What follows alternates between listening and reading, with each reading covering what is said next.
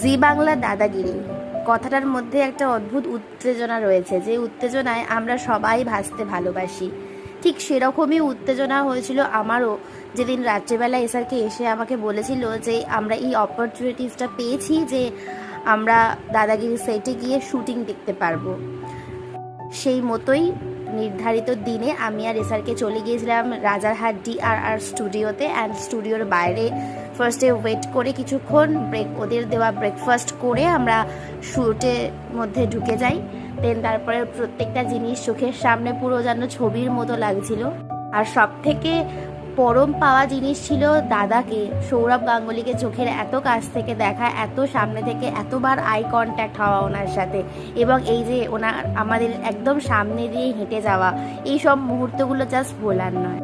বড় ব্লগ চ্যানেলে already post করা আছে, তোমরা চাইলে গিয়ে চেক আউট করতে পারো।